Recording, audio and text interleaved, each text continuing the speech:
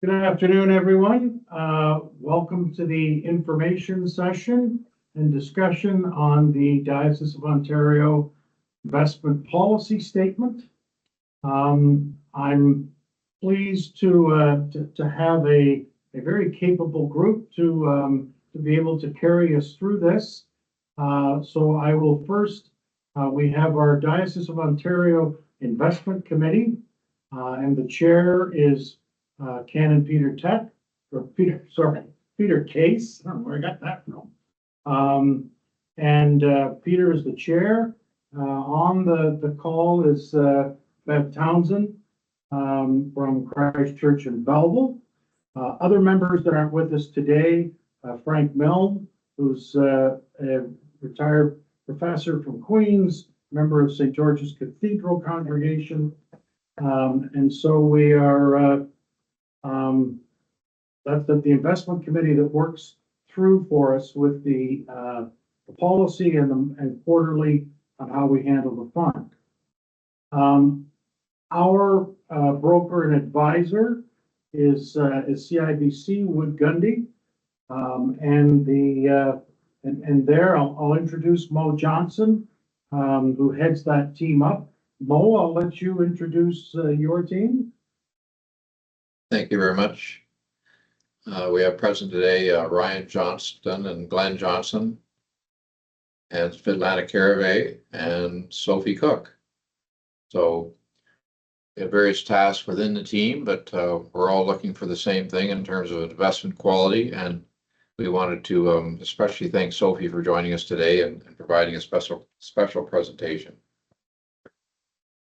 But to be more suitably introduced by Peter Case, I understand. Okay, so Peter, I'll turn to you. By way of background, I want to point out that the investment committee gets its mandate from Canon 28 of our canons. And the committee and its advisor, CIBC, Mo and his team, manage approximately $23 million on behalf of the diocese and the parishes. And it does so in accordance with an investment policy statement, which sets out, among other things, the kind of investments that the diocese can hold, as well as how funds are allocated between various asset classes, such as bonds and equities, foreign equities, real estate. And having an IPS, or sometimes it's called a Statement of Investment Policies and Procedures, is standard practice for anyone managing funds on behalf of others. For example, the National Church's pension plan will have such a statement, as will any pension. Our IPS is updated regularly, and any proposed changes are reviewed and approved by Synod Council. Our current investment policy statement makes it clear that the investment committee and our advisors are familiar with and endorse the United Nations principles for responsible investing. And it states, and here I'll quote, "The fund will consider environmental, social, and governance issues in selecting investments for the fund." So our challenge then is finding investments that are expected to generate a suitable return, while at the same time respecting the UN principles. We do look seriously at a company's track record in terms of advancing its environmental, social, and governance practices. And there are companies in which we will not invest. The IPS specifically precludes for-profit prisons, tobacco companies, and fossil fuel producers. And those are listed specifically in the IPS, but the list is not meant to be an exhaustive list.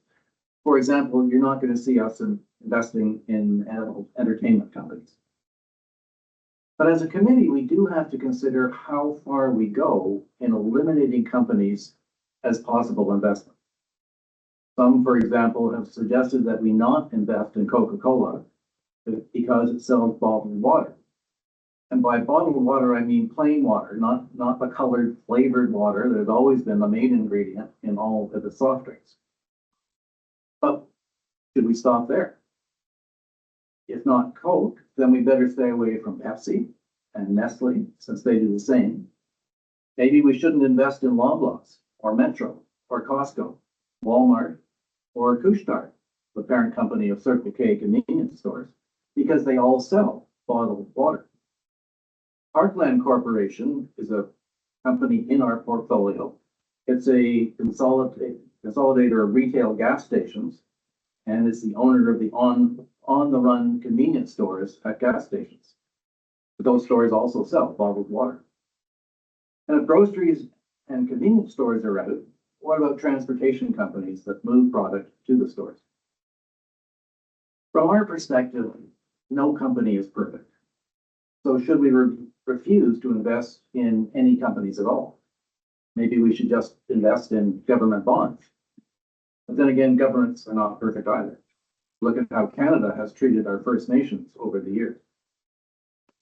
The problem is, the more companies you strike from your universe of possible investments, the harder it is to obtain an appropriate and prudent level of diversification.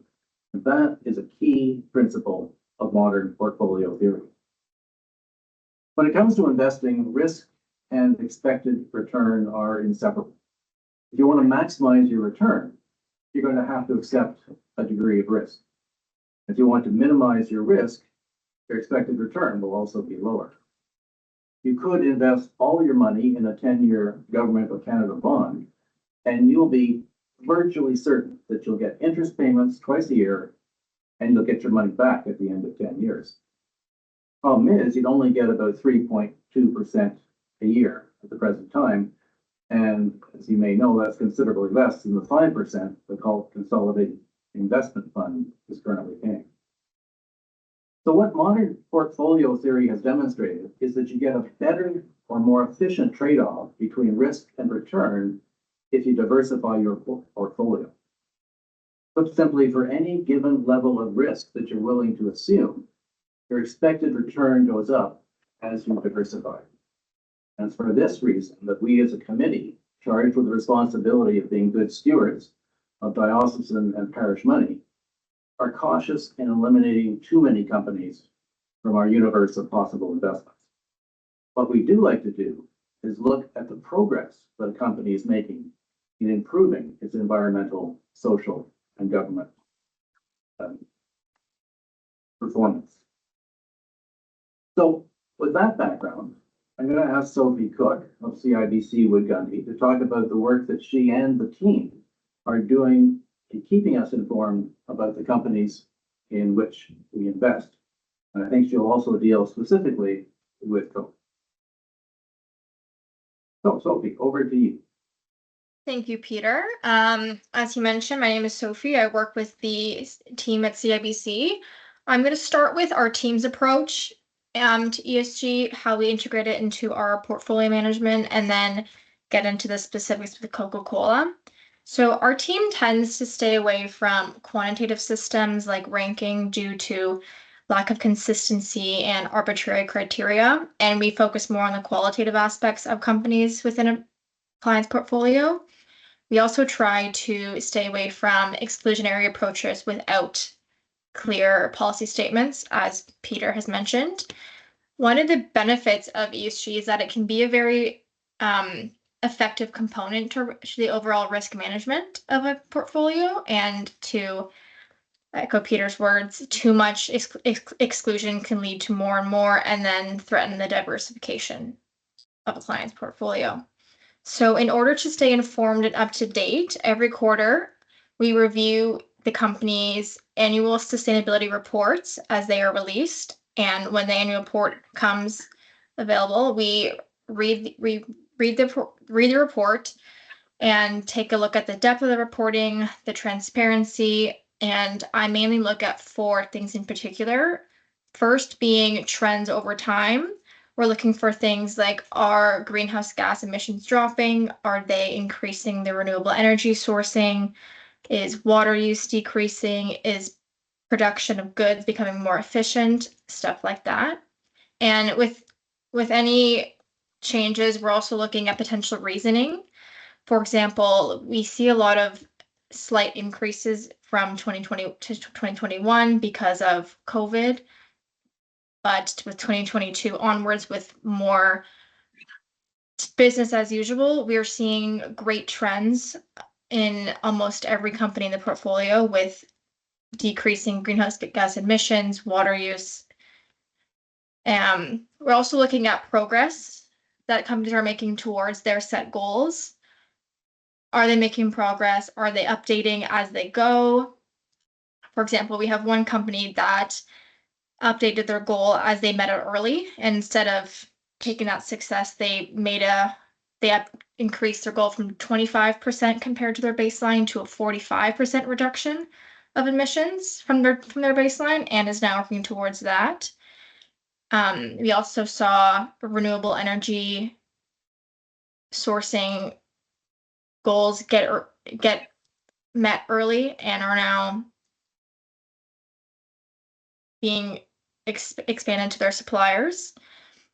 We're also looking at what the industry is compared to their peers, because it's very difficult to compare, for example, a company that produces material goods versus an IT communication services company. They're just, the nature of the business is different.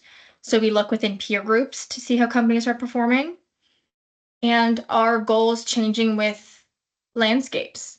As you know, the growth of AI has been very topical recently, and with that comes new challenges. We had one company within the portfolio, an IT business, realized that the use of generative AI is very water heavy, so they have now added to their 2024 report benchmarks to monitor that and try to get all staff trained on sustainable IT use and reduce the impact that AI has. So that's something we like to see as well, changing goals with changing landscapes.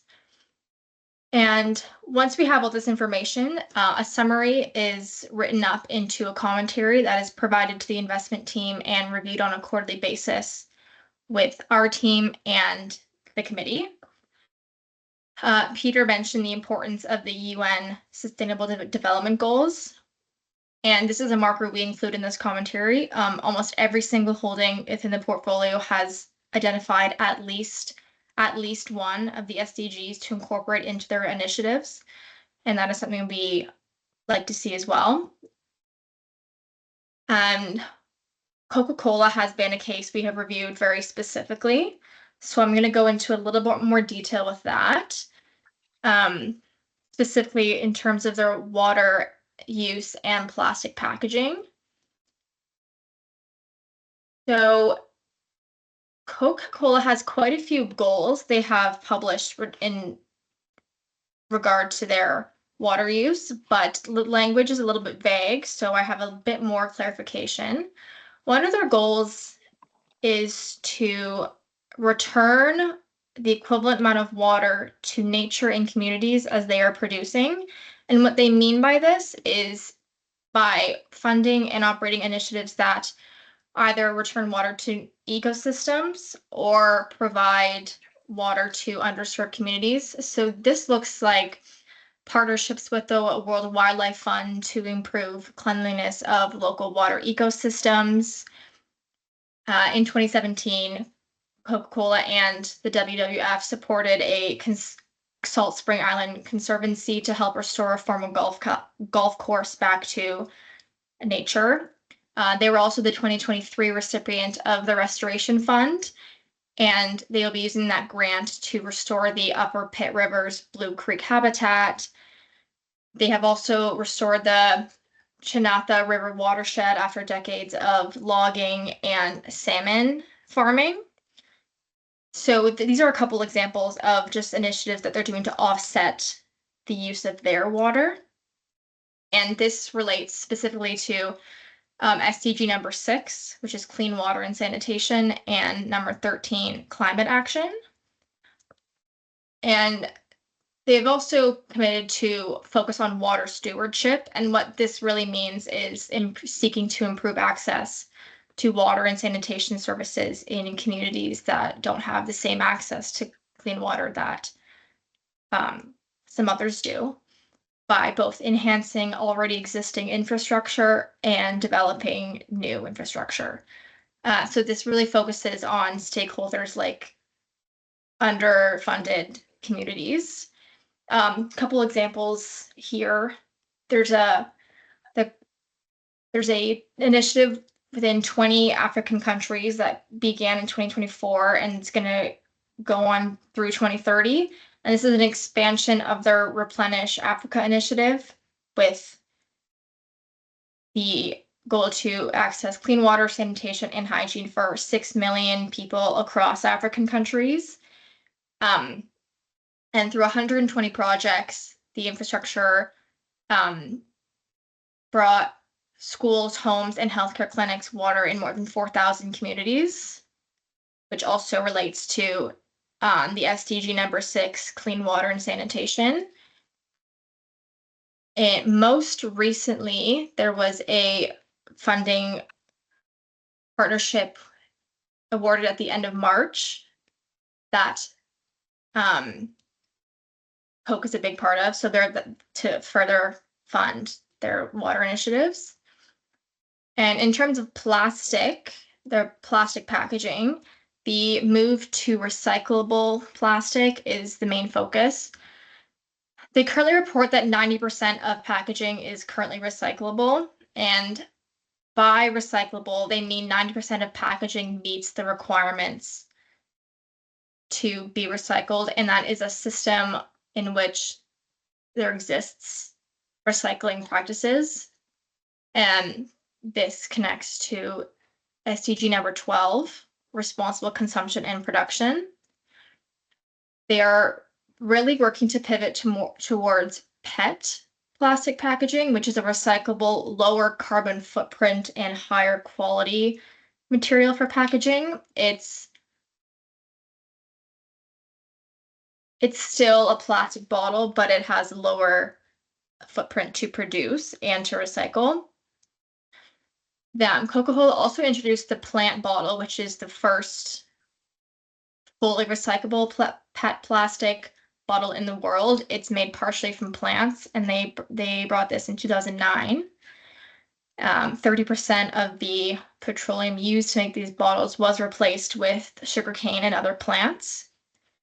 And this has ended up saving the equivalent CO2 emissions of taking over 1 million vehicles off the road.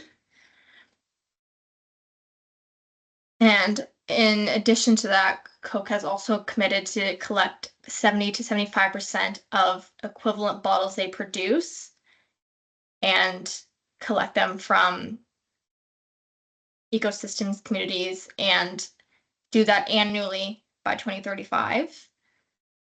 As of 2023, they are at 62%. So they are making good progress towards this goal, which also relates to the SDG number 12, responsible consumption and production. So we are pleased with the work that Coke does outside of their business operations.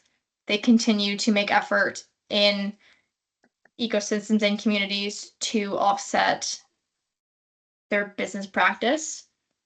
And again, no company is perfect, and they have to use water and packaging to produce their products one way. But we like to see this keep happening and keep working towards this. We are big advocates for progress, not perfection, and we will continue to watch every company we have. And there's been cases in the past where we're not happy with reporting, and we've reached out to the investor relations teams at these companies to get an answer on why they're not doing as much reporting or to request more information. And with that, I would welcome any questions or clarifications that may have come up. Sophie, thank you for that. I was going to, at this point, open the floor for questions, but I'm looking at the Alex's monitor, and I see that there's actually nobody online at this point. Hopefully others will come and watch the recording. But I do want to thank you for that, for your presentation, and point out to anybody who does online and look at this. Much work gone into looking at the specifics. What are you?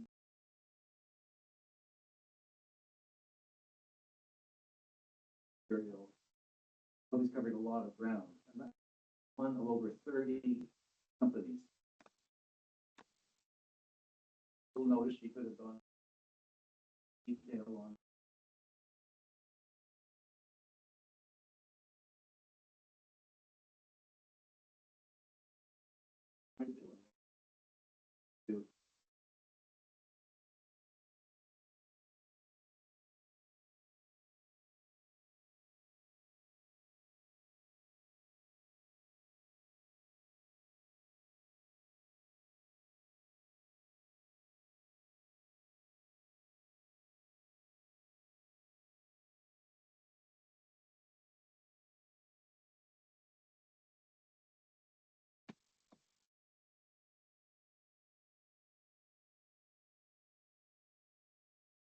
And just note as well that when the investment committee reviews the portfolio and the performance at each quarter, that now includes a summary paragraph or so for each company that covers what their ESG, like that piece has been in there now for some time. And that's a part, if anyone is looking for detail around some of these, that's a good place to start, is that we have that summary by each of the 30 odd that we hold. There is an ESG summary for each of them. And I think it's fair to say that in our quarterly investment package, which will include charts and graphs of how we're doing in investment returns, that over half the report taken up by summaries on companies that we own. Which I will just add, if I may, Peter, every quarter, Sophie updates each of those sections to keep us apprised with all of the progress that she was reviewing. And it has been incredibly helpful, especially to me over the last 2.5 years that I've been a member of the committee, to see the progress that each of these companies has made, given, I believe, interaction from our investment managers with those companies and their ESG point person. So I think that we've made tremendous progress over the last 4 to 5 years in moving forward with this. That's what let's conclude by saying, if people watching this recording do have questions, free to email. Yep, I can then, distribute it as needed and provide answers back. Yep, absolutely. All right. Well, thank you everyone for participating in this. Is the recording finished now? No, No, it's about to. once we conclude. No, I I'll don't hit want to make a statement for the recording, but I do want to make another comment. Once the recording's finished. Mo, do you have any other comments, or any of the rest of your team? No, I don't. Peter and Alex, Beverly, thank you for the time and the opportunity. And I think, Thank you for all the work you're putting into helping us achieve our goals. and as we often speak, so much of the diocesan success comes from partnerships. Some of that is within the diocese, but also there's key partners that we hold depending on what kind of area you're looking at.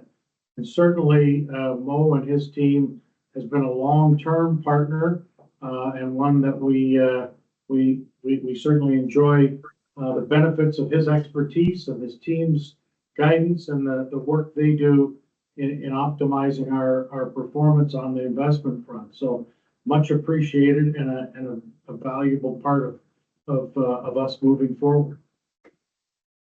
Thank you, Alex. So with that, I will end the session, and hope everyone has a great day.